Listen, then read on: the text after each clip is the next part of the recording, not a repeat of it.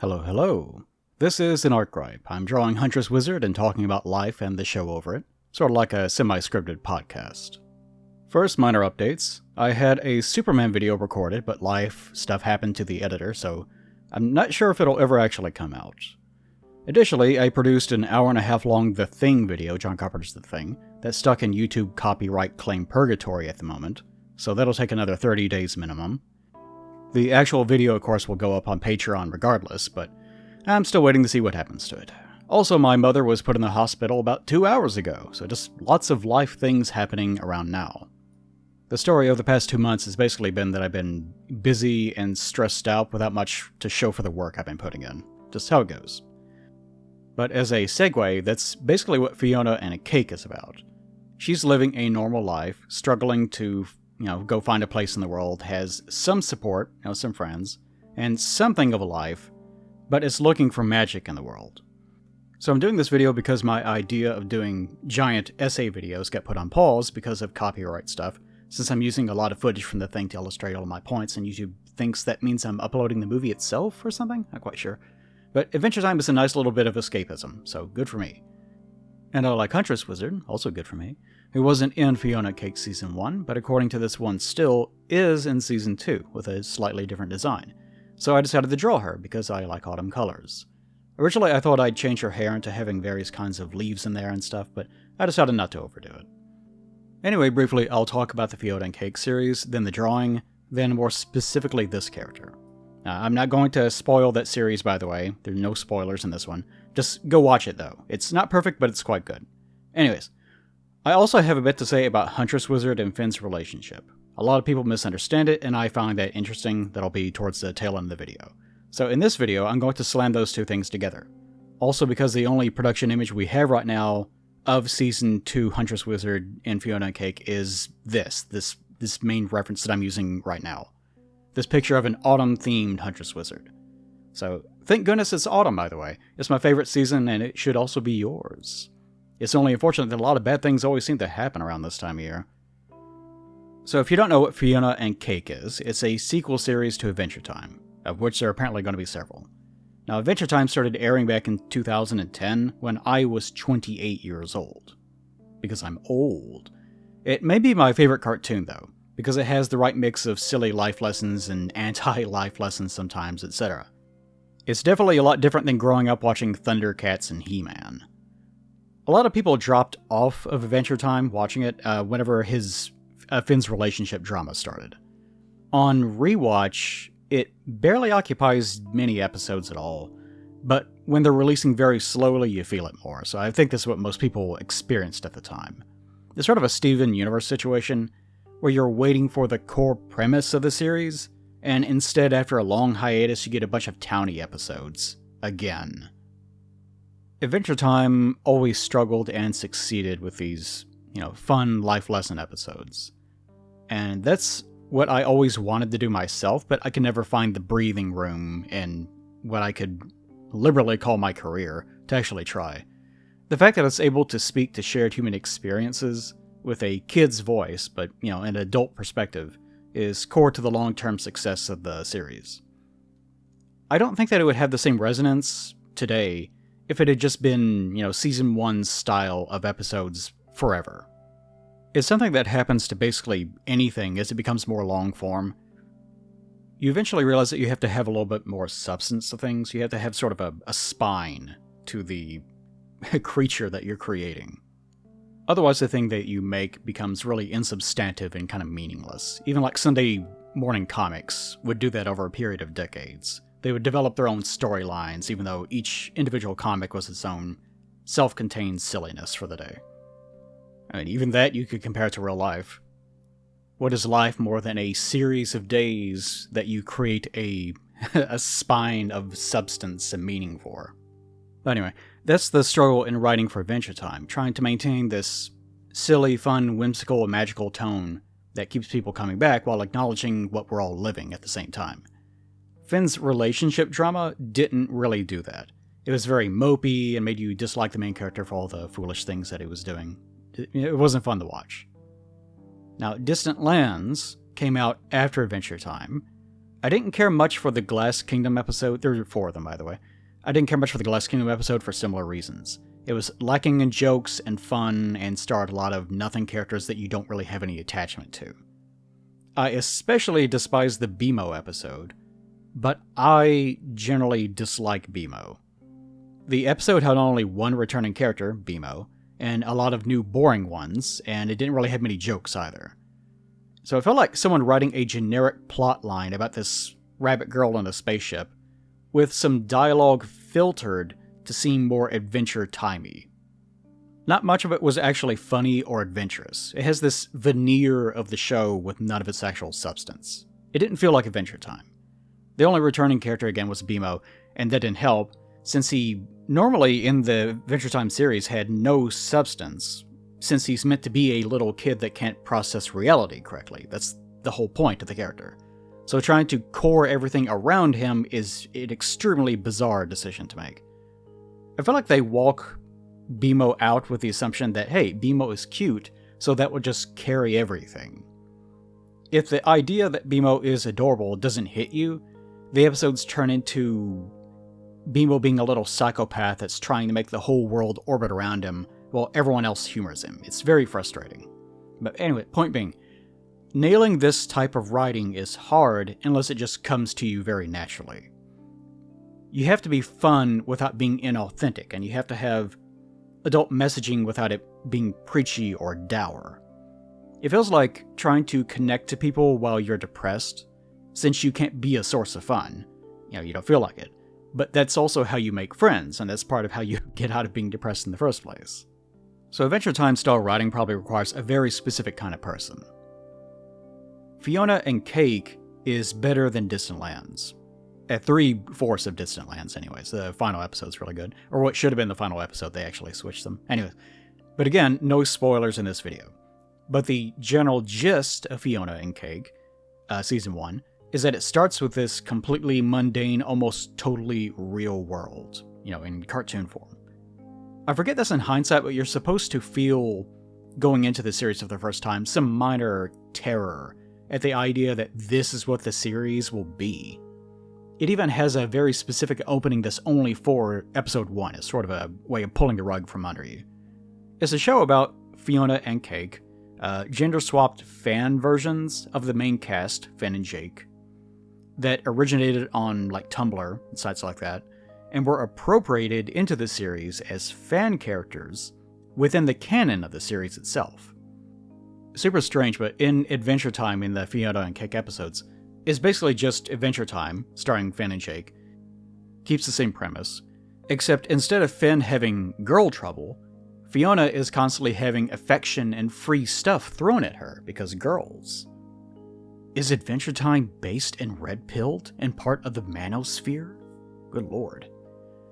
Anyway, Fiona and Cake the series further swaps those gender swaps into reality swaps, I guess, of the cartoon characters in their little blobby animal or candy or whatever forms into humans.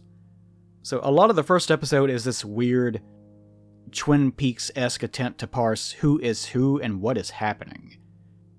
But the actual plot structure of episode 1 is Fiona trying to deal with her cat losing its mind, her losing one of many jobs that she's getting, which unrealistic, right? Where's she getting all these jobs from? And dealing with this weird out-of-place feeling like her life isn't good enough. That's too real. I felt that every day of my entire life. I don't need to feel it in a cartoon. But that search for adventure and magic in the world is the heart of Fiona and Cake, what the series is about, which is pretty appropriate for Adventure Time, except made for a little bit more of an adult audience. I think they even use curse words 1 or 2 times. Now, a lot of us look for that kind of magic in our lives, in the form of relationships or a job or some long-term goal, human condition stuff. Unfortunately for us, it can't be literal magic, otherwise I'd be a lich by now. There's no magic, there's no rescue from reality. We're just arduously trying to fix reality. And we enjoy cartoons along the way. That's all I'll say about the series, I guess, that it's doing a good job of being like Adventure Time while doing its own thing. It replicates life pretty well, and is a natural evolution to how Adventure Time also evolved as its viewers grew up. Very good. Now, often in my art gripes I get caught up in the commentary, and I don't even talk about the drawing. So I thought I would try something new and basically go over it, my goals are for the project in this one little section. So in this drawing, I'm trying a couple new things. The first one is that I'm converting my line layers, which I'm known for my line work, into binary layers, or monochromatic, so that there is no aliasing whatsoever. If you're working at a high enough DPI, you can move the raster around, like skew it and such, and not have to worry about losing any fidelity on your lines since it just converts it back into something that's, fully opaque in the first place.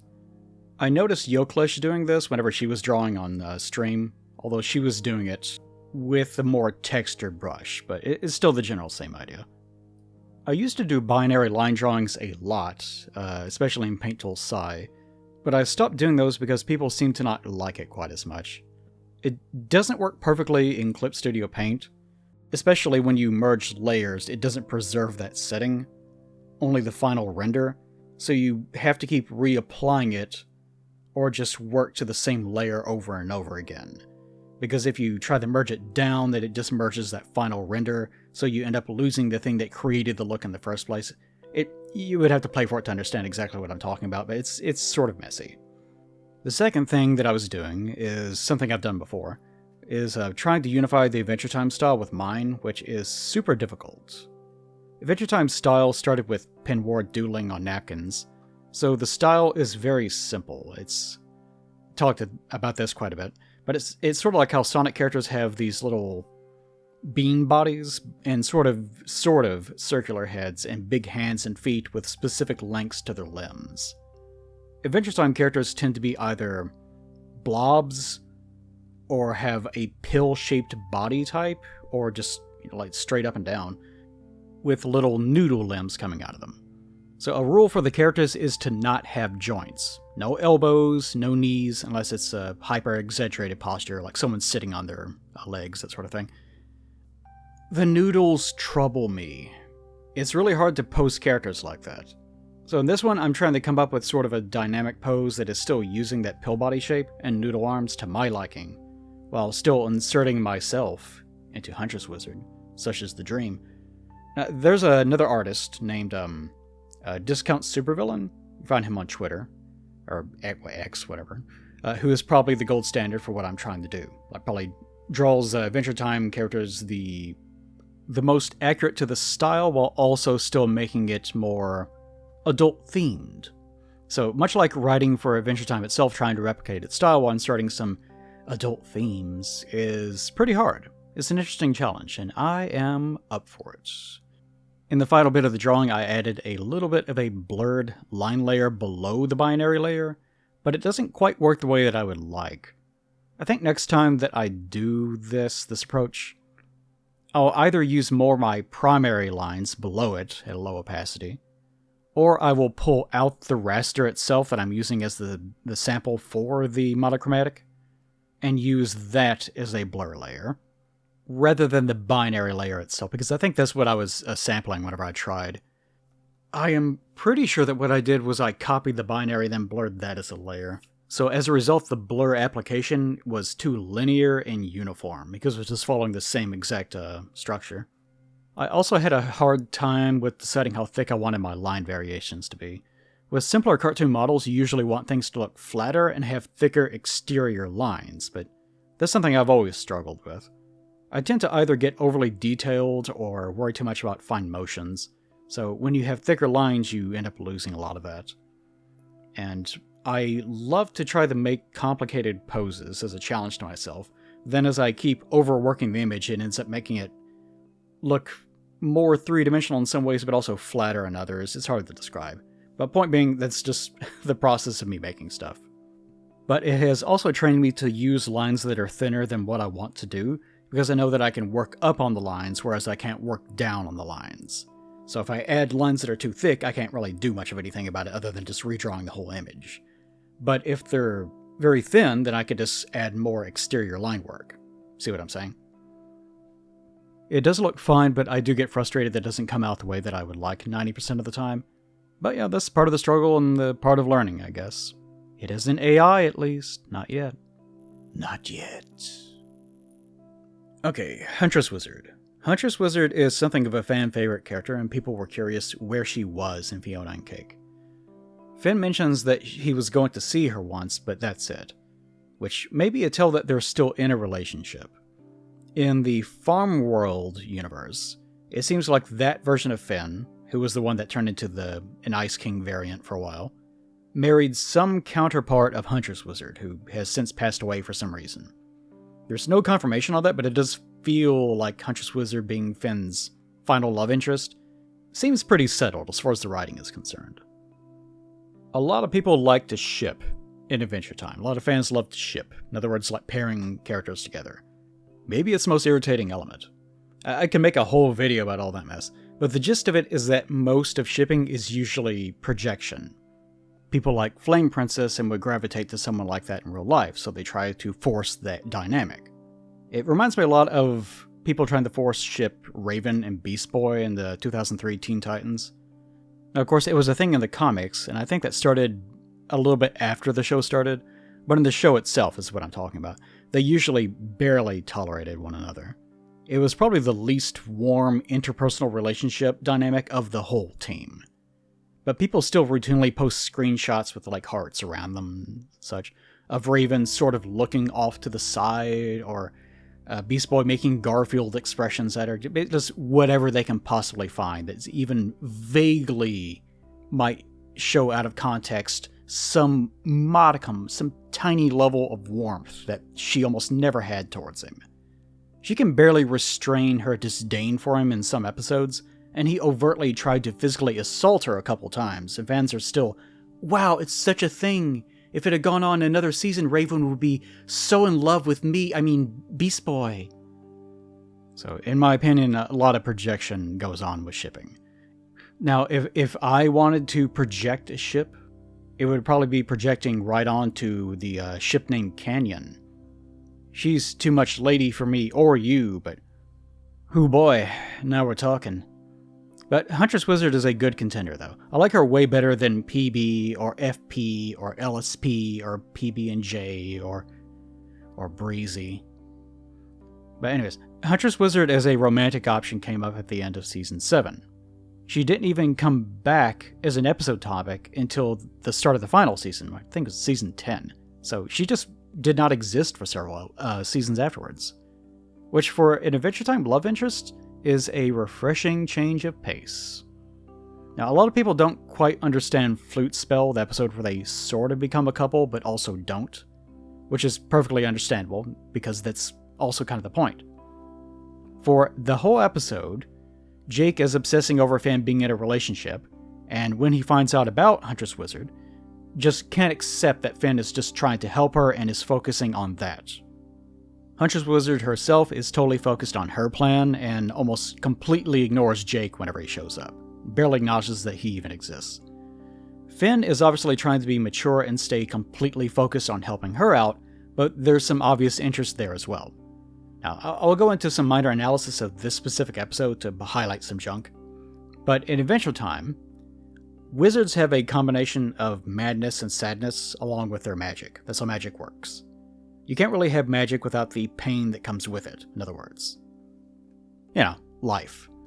She's a little crazy. She shows Finn and Jake dirt as their bed, some dead animals that she refers to as her pantry, a stream running through her house that she calls the bathroom, and a computer monitor that has a tree limb growing out of it that she calls a gaming console. And the console is a cartridge loader, and it doesn't even have a cartridge in it. Then she just exits the room, turns a couple of articles of her clothing into leaves, and just passes out on dirt. And in the morning, she has turned into a log. Now, Finn says that he's learning the ascetic life from her. In other words, a very simple outdoors life with the bare necessities. But you do get the impression that she's a little bit crazy. It's not just the whole hunter aesthetic that we're going for here. Now, as the dude they're looking for, the spirit of the forest, some weirdo, tells Finn she can only see straight ahead. He has to dumb down and eventually just explicitly explain his metaphor because it's Finn. But she's like a wolf. She has her eyes on the prize. She's not going to pay attention to anything except for the thing that she's thinking about at that moment. But she does get visibly distracted for a moment when she realizes that she's holding Finn's hand. She says, try to stay focused. Maybe to herself as well, but mostly to Finn. Then she casually just kind of dumps an electric eel, which would be lethal, I suppose, onto Finn without really even thinking about it, that she had lying around in her hammer space, I guess, somewhere, and just assumes that Finn is probably immune to electricity, so kind of a Finn-like action. But when they're chasing down this pig, Finn has to clarify that he smells fine, and that Jake is just joking about smelling him, even though no one asked. So, Finn clearly is still really interested in Huntress Wizard at this point in the episode, and is using this ascetic lifestyle thing as a pretext for hanging out with her. At the same time, Huntress Wizard has complete tunnel vision about whatever her obsession is, and we're not told why she's obsessing over this guy she used to study under who may or may not have been an old boyfriend. We're not really told. So Huntress Wizard's entire plan to get a slightly better flute to help Finn play better, to hopefully summon in this guy that she used to know that won't talk to her anymore, does not work, and Jake prompts them to play together instead, which plays into Jake's plot to put them together, Huntress Wizard's goal of obsessing over summoning whoever this guy is, and Finn's attempt to process his feelings about Huntress Wizard and his attempt to live a life without obsessing over women, validating him for once. See, at this point in Adventure Time, and the writers actually do a fairly good job of this, Finn has finally got the message, and isn't just pretending to be aloof. He's actually trying to be happy and have goals that aren't about getting laid. So, their shared song, Finn and Huntress Wizard, does summon the spirit of the forest, who I think is named the Spirit Dream Warrior, and this guy looks exactly like another character named Dream Warrior, from that episode where they learned to fight dirty to defeat the barn. Probably a lot going on there, but not important. Anyways, the Dream Warrior calls it a song of longing. Point being, it's not a song of summoning or anything. He overtly is stating that both of them were playing the same thing. Both of them were longing for something. And even though Finn was playing on his own already, and they were working together because Huntress Wizard had kept playing her own song on her own time, it didn't work either. Their songs individually did not work at all unless they were both playing as a duet in harmony with one another. So once this snowman-looking ass weirdo shows up, Huntress Wizard just asks, where's he been? In a pretty disconnected, laid-back sort of way. She's trying to be cool about it. This is her personality. Now, he admits he's always been here, but she just couldn't see him because the forces that drew them close got obscured when she started drifting into the lifestyles of magic city living, as he puts it. Attracting forces come and go, it's the way of the world. Now here, Jake mentions that he still can't tell if they dated, but that's the whole point. What we're seeing here isn't we were boyfriend and girlfriend, that was our status. What we're seeing is an adult relationship of two lives intersecting. They briefly shared something unspecified until minor life goals and changes caused them to drift apart. There's no tragedy, there's no breakup, there's no defined borders to what their relationship even was. They just were, for a time, and now they're not. Huntress Wizard says she's ready to come back, which is funny because she's already living in the forest again, and has been for quite a long time. So her goal apparently is wanting to relive some sort of good time she had in the past with this guy, when she learned how to be a wizard in the first place. But seeing through her own words, that she said she's ready to come back, she's letting slip that she's still somewhere else. She's a different person than the person that she used to be. She can't go back to the same moment in time because that's not who she is anymore. Finn admits to playing his flute for her the whole time, not for finding this guy in the woods. That's something he obviously didn't care about. But also to suppressing his desires because she had made it clear that she was looking for this Spirit Dream Warrior guy, and nothing else. Like the Dream Warrior had told him, she is a wolf, she has tunnel vision. As Finn puts it, he was planning to keep playing his personal song of longing forever until his flute broke. His admitting to this seems to open up something for Huntress Wizard, whose eyes get like crazy big and such. Her wolf eyes that only see straight ahead, as the Forest Spirit says, are now entirely on Finn and nothing else. This coming up is basically all we have to go on in regards to how their dynamic works, so I wanted to focus on this. Huntress Wizard says she fears hard meat don't get eat, and that if she ever finds what she's looking for, she'll become soft and cease to matter in the world. Jake, who in this episode feels like sort of a stand-in for the audience's shippers, doesn't understand what she's talking about at all. He's only thinking girlfriend for Finn. He even seems like he's a little bit irritated that this isn't just resulting in her admitting her feelings and them becoming a couple or something. So she then admits that she entered the world of wizarding with its madness and sadness because she has a fear of softness. We definitely see that she has a very hard edge to her. She lives a hard, difficult life. We don't ever see what she looked like prior to becoming a wizard, but I doubt she had a hair full of leaves and grew mushrooms on her body while she slept. Something we see in Adventure Time consistently is that your perception of yourself and the world influences what you look like. We also consistently see that magic doesn't work without full admittance to what it is that you're feeling. Think of the magic door and What Was Missing, which wouldn't open until everyone's saying their true feelings instead of covering them up. That gets repeated in Distant Lands, too. Princess Bubblegum also couldn't really use her powers until she actually figured out how they were supposed to be used and then applied that to who she was as a person, instead of just trying to replicate what her ancestor did. And in Egress, Finn has to effectively escape a magic dungeon by walking blindly out of it for months until he can find his way back to where he was while he was still blind. A lot of Adventure Time is about admittance and acceptance of what you're feeling and who you are, what you want, and so on. Like, don't lie to yourself, seems to be a lot of the messaging behind many episodes. And in real adult life, a lot of us end up with personalities that were created to deal with sadness, madness, fears, or so on. For instance, I grew up trying to retreat into a shell because I didn't get any love as a kid. I became hard because that was my way of not being injured. Now, Huntress Wizard became hard because she has a fear of irrelevance. We don't know why, only that this feeling of relevance is what gives her a sense of control over her life. Her lifestyle of looking only straight ahead, ascetic living, and prioritizing herself is a method of control and protection against fear.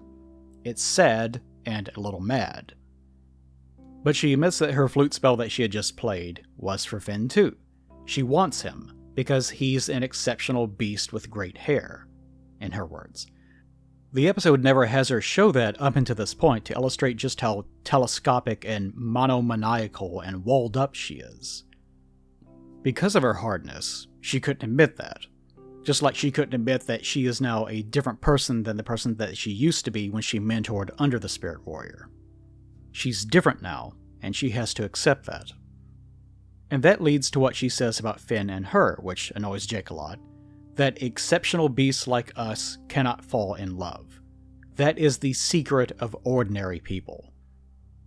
The episode doesn't make it clear if Finn agrees with Jake that it's dumb, as he says, or with Huntress Wizard, and leaves her without a fuss. He's matured and acknowledges that this isn't what she currently wants. The episode ends with Finn and Jake playing a game about persistence, with them agreeing that you have to treat each battle as your first. The final words of the episode are Finn saying, "Attracting forces come and go." So the whole point of the episode isn't that they're together. It's that Finn's method of having healthy relationships is to acknowledge that things change. Relationships evolve. You or they may move on, and that's okay. His earlier relationships had tried to be more conventional or had been completely asymmetric. He longed for Princess Bubblegum because he wanted affection that she wouldn't give, and they briefly connected when she was reduced in age.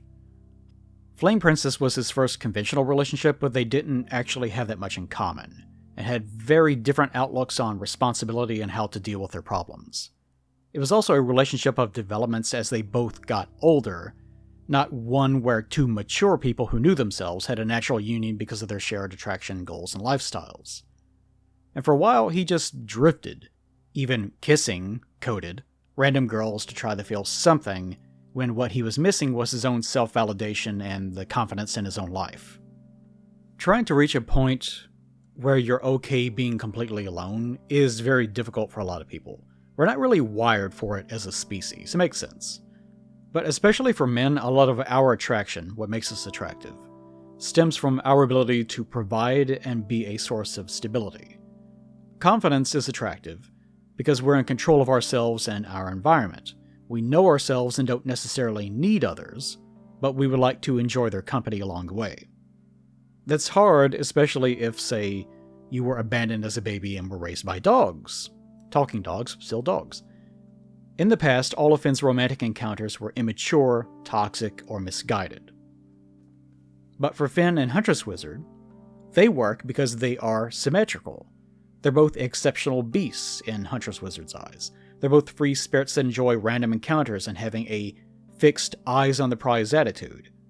Finn isn't even all that bright, even in Fiona and Cake and Distant Lands it's clear that he can't process emotions very well, and ends up going on adventures to clear his head instead of analyzing what he's feeling. Neither of them are meditative or sedentary. They both need to move, and want an immediate goal that helps to make them feel like they matter. That's why they work together. They're a good couple because they want the same things, are attracted to one another, and their two lifestyles coalesce into one. Jake doesn't get this because he's thinking about shipping. But Huntress Wizard and Finn are both sort of animalistic, non-domestic creatures that pair well together as their field of vision intersects on their own personal journeys. That's why the episode won't make it clear what relationship Huntress Wizard had with this forest spirit. That's not how relationships work, especially not for her. And that's also why it ends with her admitting her own feelings, but also saying that they can't be together. She needs time, and this isn't the time. This isn't that place for her on her journey. And as she says, neither of them can fall in love, as that's the secret of ordinary people. It's not in either of their natures to have a stereotypical deeply in love, married in a house obsession with one another. They're both animals in a figurative sense. They love like animals do. They're both selfish people, but caring. And their love is shared when both of them desire to share it with one another. Now, when we see her next in Wild Hunt in Season 10, that's what happens. Finn is refusing to process his feelings about having chopped up Fern while he's hunting this monster, and Huntress Wizard steps in to help out because this is also an issue for her woods, because this creature is an invasive species, so she's hunting it. There's no big emotional display whenever they meet once again either. It's thanks for the save, Huntress Wizard, and she says, and that's it. They aren't in a relationship here. In fact, when Finn asks how she's been, her response is concern that she saw him falter. He was not being an exceptional beast. In other words, no small talk. I'm evaluating you. Are you strong? She agrees to help defeat his mental block because she needs his assistance. Again, not out of love, but because she requires him as a resource. And again, they aren't processing or talking things out, they're doing actions to defeat problems. That's how both of them are. When it becomes clear that Finn needs help, though, she does help with some words. Fern was going down a dark road and was a bad version of Finn that he had to destroy, once again destroy, to become a better version of himself. It's a very naturalist attitude. In nature, you kill or be killed because that's simply part of your existence. That's how the system works. To her, this is understandable as a natural part of someone else's growth. It's not a problem. So it's less meaningless emotional validation and support so much as it is an acknowledgement that Finn has the opportunity to become stronger. She doesn't let him wallow in his sadness, but does care and firmly gives her opinion on what Finn should be, a better animal. So once they take care of the monster, Finn effectively proves that he's still what she was attracted to, and they hold hands in support and share a kiss. They don't proclaim that they are boyfriend and girlfriend. Both of them, as individuals, just do something together as they wished in that moment. This is sort of their dynamic. She's much more hard than Finn. Controlled, much more businesslike, much more prepared, but also very inflexible. Her hardness can also wall her off, so that there's a lot of herself to discover that she won't admit to. Finn is the kind of person that helps bring that out of her, and I'm sure the things that he makes her feel about herself are positive and safe. And that, of course, to her is a very attractive quality to have. Neither is demanding any change or anything of the other one. They can cohabitate on their own terms and bring out the best in one another. Now, especially to the things that he's been through in the past, That is a very healthy relationship. And it does make sense that someone like Jake, who's just preoccupied with getting Finn together with someone, and also someone who goes with the flow with everything and kind of just does whatever appeals to him in the moment, it makes sense why Jake wouldn't understand at all why you would plot a course for an eventual relationship and not do something for an immediate reward, if it will result in a good feeling of some kind.